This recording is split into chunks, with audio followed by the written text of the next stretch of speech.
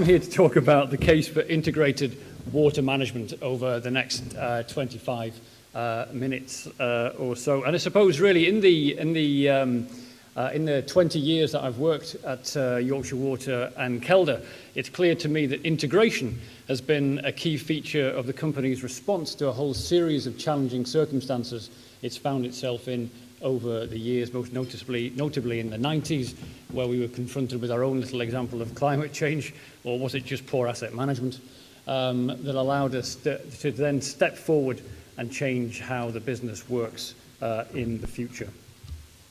Well, if I start with posing a very straightforward question, I appreciate there are lots of engineers and scientists in the room, and obviously the answer to this is, what is water? Well, it's a certain amount of O and a little bit more H.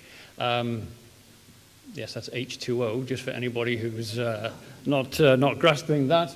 It's a little bit more than just simply the chemical formula, which is so easy to write down. Water really is one of the key essential things for life. And it's very easy to forget in the 5th largest economy in the world just how utterly dependent on water we are. And it's something, I believe, that we forget at our peril. But of course, water is more than simply the thing that we drink. Water is something which is key and of fundamental importance in terms of the economic growth of the country, the continued economic growth of the country, and also the cultural significance and importance and benefits that it brings, whether it's your ability to walk around reservoirs, to see a fountain in a street, or simply to experience it on a warm, sunny day. Of course, not necessarily in Britain in the summer of 2012. Water as well, of course, is of huge significance when you think about the scale of investment that's been required since privatization in 1989, when the country was labelled with the moniker of the dirty man of Europe, a label which is now gone, where water quality standards by current analyses were very poor. And that, of course, all required £100 billion worth of investment. £100 billion worth of investment sourced on global markets as a result of the strength of the regulatory model and the ability of companies to deliver, and the absence of political interference. 3 key features which underpin the success of the industry, and of course 3 things which are required going forward. So today we're facing some very big challenges. Those challenges, from my point of view, really fall into 3 categories: climate change, resource availability, and who pays. And what are the driving features of those? Well, population growth is of fundamental importance, and so is affordability. Affordability of customers to pay their bills. That's the kind of affordability that I'm talking about. So what's happening with climate change? Sometimes it's very difficult to actually get to grips with what's being projected. And of course, the further out you go, the more complex it becomes. What, though, is seemingly clear is that the level of intensity of rainfall will increase. There will be days when what we consider to be peak today will be average in the future. And of course, in many ways, you could say, well, that's just the odd day here and there. That's surely not too bad. But if you have a system and a network which is created to withstand a certain level, if you get more, then you get very, very quick and sudden and devastating impacts on customers and all stakeholders in a given region. And my own company and Severn Trent and United Utilities and Southern more recently are all companies that have had to work with this and understand how to take solutions forward. What does it mean? Well, anybody who grew up in the 1970s remember those beautiful February months when everything was sunny and it was also very cold and you could ski down the Mall and that kind of thing. Those sorts of days were very, very dry and warm. Summers, of course, they're all a load of cobblers, really. It was been a rather miserable set of conditions in the UK. I can't help thinking miserable for the individual punter, rather marvellous for water companies that like it nice and wet. Fairly steady and stable right the way across the year. The grey bars are 1961 to 1990. And what they indicate is that kind of relatively flat, tends to get wetter as the year goes on, a little bit dry in February, and then kind of picking up as the year goes on past that. What these three coloured lines on top suggest, and they go out from 2020 to 2080, the blue lines to 2080, is a really quite marked change in what we expect to see, in the sense that what we're going to see is a considerably wetter winter. And when it rains in the winter, there will be days of real extreme. And for physical systems, that is a major challenge. Population is a fascinating subject, I think. From a relative period of stability in the 70s and 80s, the population in the UK is taking off and taking off very significantly. Currently, the population stands around about 62 million UK, and it's going to increase by about 10 million over the next 20 years or so. The interesting feature of this is what you see is an increase, a relative increase in the what are currently termed non-productive aspects of the age range in society. Notwithstanding changes in when you can draw your pension and all those kind of things, you're going to see more older people and more very young people, and the people in between are going to have to pay to cover off those needs. What does that mean? It means a general squeeze and pressure on all the things that we have to deliver as families. When I was born in 1968, there were less than 1,000 people over 100 years of age. Today, there are 12,000. By 2066, there'll be 500,000 in the UK. Now, if there isn't a more clearly defined example of change in our society than that, I'm not quite sure what else there is. So we're going to have climate change, we're going to have population growth. We're also going to see, I think, a continued question about individual affordability to pay bills. This goes back to 1992 and is unemployment and the claimant account. It's a really interesting recession we're having at the moment, in the sense that the market, the bottom hasn't fallen out of the housing market, and unemployment hasn't peaked at that 1992 level when I came onto the job market and somehow or other talked my way into a job at Yorkshire Water. And we're seeing that increase. Now, it's very clear that the current unemployment statistics are held up by part-time working. Now, part-time working is great because it keeps people in work and it obviously reduces the burden on the state. However, the level of pay which those people receive is considerably less. In Yorkshire, 37% of people work in the public sector. The public sector is being cut very significantly. Now, some of those people, a lot of those people, will no doubt go into other employment. The question you have to ask yourself is, what is the quality in terms of security and remuneration that those people will have? And what does that mean for their ability to pay bills, to make ends meet, to allow their family to have a good quality of life? And of course, I think the answer to that is it's going to be challenging. It's going to be very challenging. So there's some backdrop, really. We've got climate change, we've got population growth, and we've got affordability. What does that mean going forward? Well, for me, it really is quite straightforward. It means that there is going to be more pressure on water resources. There's going to be more pressure on businesses to innovate in order to address those problems.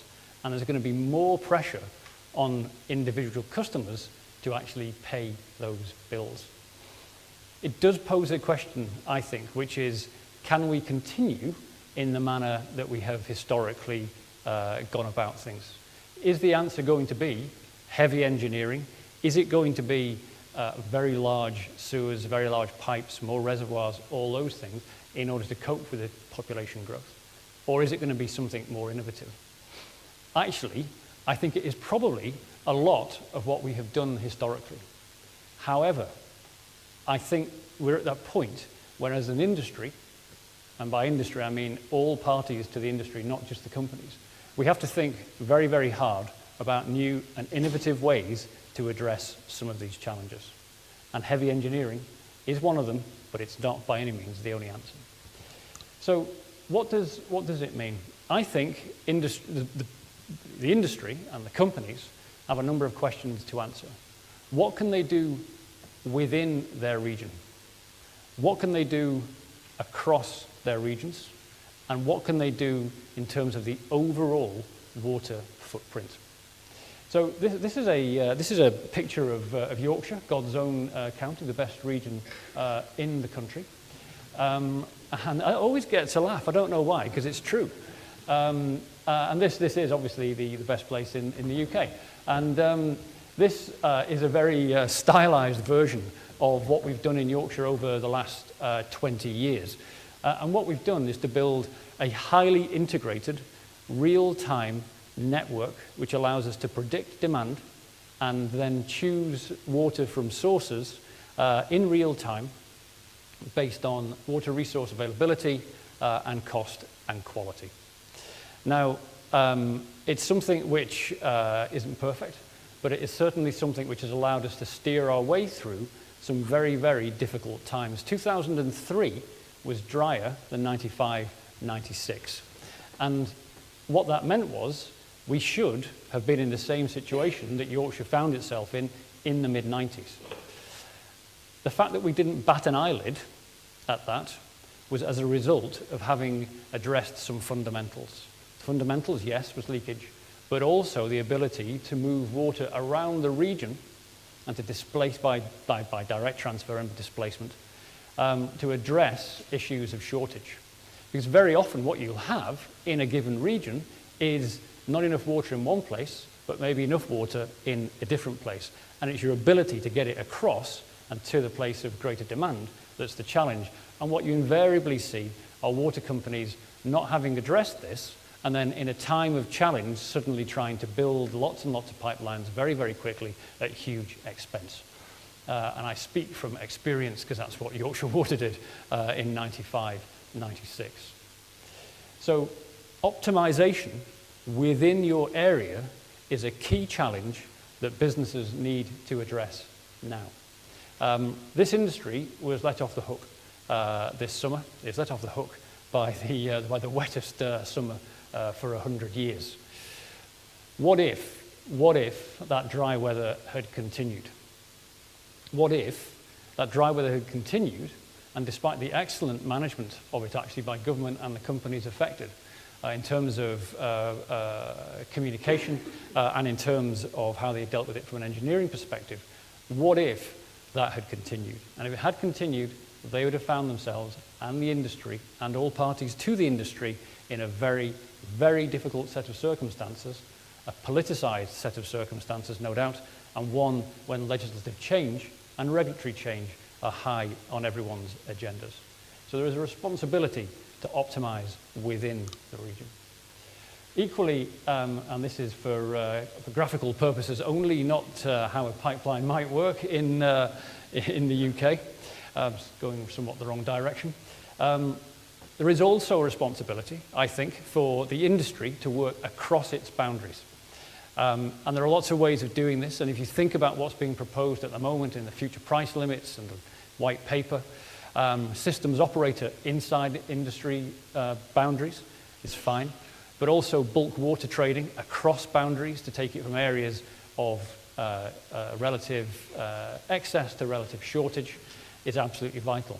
If you want my opinion, I think bulk water transfer will have a marginal effect. There may well be some nice kind of headlines to go with it, but the kind of trading aspect will have its limitations. Its limitations will be, why as a customer should I, when I might not have any water, agree to see my water transferred across to somebody else when they've already paid for it, in inverted commas. That is a very, very big social, political challenge which this technical solution doesn't address. Equally also, and I'll say it again, there's probably an argument for consolidation, but at that point I'll just move on, because last time I said that in public I made myself terribly unpopular. I can't think why. I think what's also very, very important for us to recognize is that you can do something within the boundaries of your own company, you can do things between companies. It's also vital, I think, for us to see things within the overall context of water, to do what's right for water. And by that I mean, you know, one of the biggest abstractors of water from the natural environment in Yorkshire, and it's no doubt the same across the country, isn't Yorkshire Water, it's the power sector. And they hold abstraction licenses, as do lots and lots of different groups across the country. And we need to ask ourselves, are we making best use of water in its overall sense, as opposed to simply seeing it as the hard pumps and pipes which water companies look at? And I think it's one of the big questions for the sector. How do you move away from being a utility to being something which is seen of inherent value to people because of the leadership we provide for the issue of water, whether it's from our assets or our abstraction licenses or from other people's? That, for me, is an absolutely key and fundamental step that we have to take. And of course, if we look at the current framework in terms of the legislative process which is going on at the moment, and I saw we're all waiting with bated breath to understand the impact of the change in Secretary of State, and the regulatory change which is going on as well, the future price limits, the wholesale consultation that's out at the moment. There is a great deal going on. There are an awful lot of moving parts. There's arguably more change as part of the PR14 process than there has been in any other previous regulatory review. That, for me, all creates a huge opportunity for us to address the challenges, arguably, that the nation faces in terms of climate change and population growth and affordability. It also, however, throws up some challenges and some risks. And those challenges and risks really loop back to my opening comments, and this is by way of conclusion. £100 billion has been invested in this country to create a water industry which we should be justifiably proud of, a water industry which is globally leading. We're going to need an awful lot of investment going forward.